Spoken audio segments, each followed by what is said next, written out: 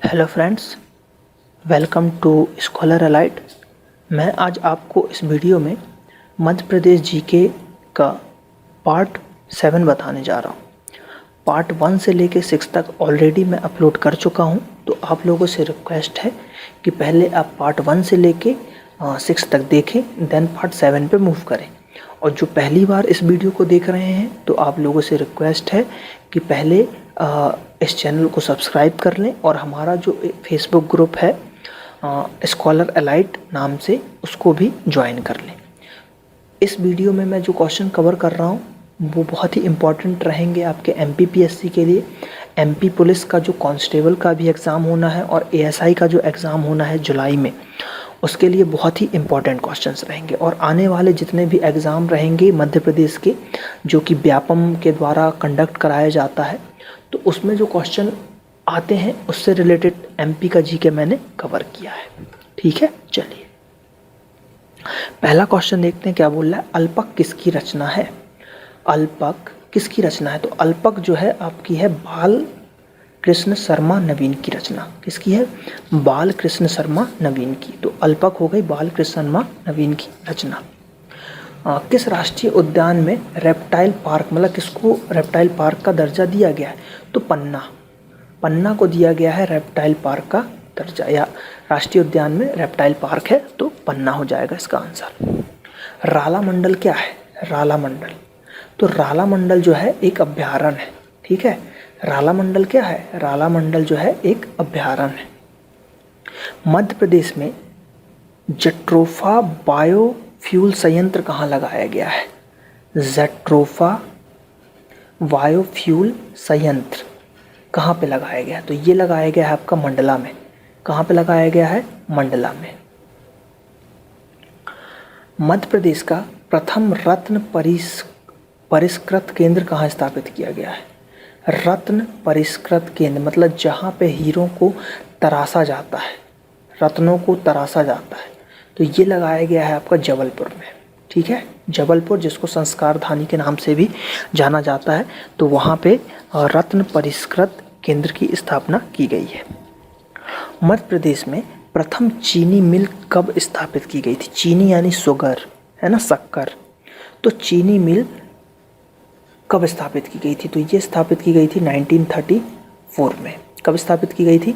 1934 में, याद रखना है डेट। मध्य प्रदेश में कितने ज़िले NRIGA के अंतर्गत आते हैं? तो ये पूरे ज़िले आते हैं। ठीक है, सभी।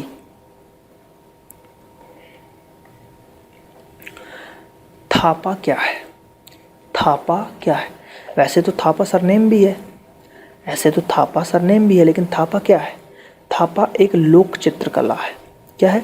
थापा एक लोक चित्रकला है। इस टाइप के क्वेश्चन भी आजकल पूछे जा रहे हैं, उटपटांग क्वेश्चन। थापा क्या है? तो ये है लोक चित्रकला। लारूकाज किस जनजाति का पर्व है? लारूकाज किस जनजाति का पर्व है? तो ये है आपका गोंड। किसका है? गोंड का पर्व है लारूकाज।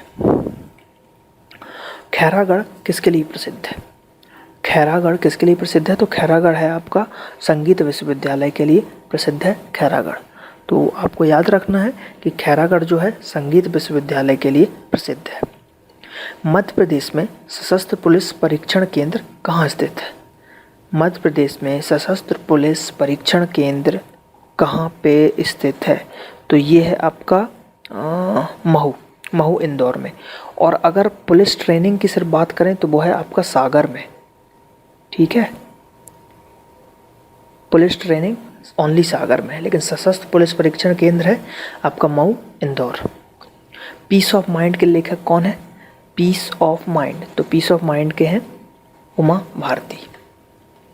अशोक के शिलालेख किस जिले में मिलते हैं? तो अशोक का जो शिलालेख है वो मिलता है आपका दतिया में। कहाँ पे मिलता है? दतिया में, एमपी की अगर बात करें तो। स्वतंत्रता पूर्व इंदौर में किस रियासत का शासन था? तो उससे पहले होलकर का था, जैसे होलकर का रियासत था, और होलकर स्टेडियम वगैरह भी हैं, आपने देखे होंगे होलकर स्टेडियम वगैरह भी हैं, तो इससे ये प्रूफ होता है कि उनका था। सन 2008 में सिंगरौली जिले का गठन किस जिले का विभाजन करके हुआ गया था? सिंगरौली 2008 में अलग हुआ था, तो ये जो हुआ था सीधी से अलग होके आपका सिंगरौली बना। ठीक है। कर्क रेखा मध्य प्रदेश के कितने जिलों से गुजरती है? तो कर्क रेखा जो है मध्य प्रदेश के 14 जिलों से होकर गुजरती है। जाना पाव की पहाड़ी मऊ किस नदी का उद्गम स्थल है? तो जाना पाव से है चंबल नदी निकली है जाना पाव पहाड़ी मऊ से। ठीक है, जाना पाव पहाड़ी मऊ से कौन सी निकली है? चंबल नदी निकली हुई है। मध्य प्रदेश में सर्वाधिक क्षेत्रफल पर कौन सी मिट्टी पाई जाती है? तो मध्य प्रदेश में सर्वाधिक जो मिट्टी पाई जाती है वो पाई जाती है आपकी काली मिट्टी। ठीक है, जैसे मालवा का पठार हो गया जो कि काली मिट्टी है, बहुत ही उपजाऊ मिट्टी है। लाल डैश पीली मिट्टी किस फसल के लिए आदर्श होती? तो ये होती है आपकी धान के लिए बहुत ही इम्पोर्टेंट है लाल और पीली मिट्टी। ठीक। मध्य प्रदेश में सर्वाधिक शुद्ध कृषित भूमि किस जिले में है? मतलब सबसे शुद्ध कृषित भूमि किस जिले में? तो ये है आपका उज्जैन, जो कि शिप्रा नदी के किनारे बसा हुआ है। महाकाल की नगरी के नाम से भी जाना जाता है उज्जैन को। चंद्रगुप्त द्वितीय की राजधानी कहाँ थी? तो चंद्रगुप्त द्वितीय की राजधानी भी थी आपकी उज्जैनी, या जिसको हम उज्जैन के नाम से अभी जानते हैं। मंदसौर प्रशस्ति से किस नगर की प्रसिद्धि की सूचना मिलती है? तो मंदसौर प्रशस्ति से हमको दसपुर नगर की सूचना प्राप्त होती है।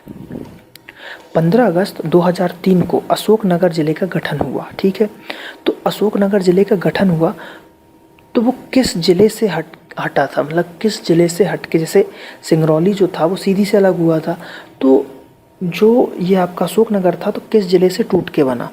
तो ये बना आपका गुना से। कहाँ से बना? गुना से।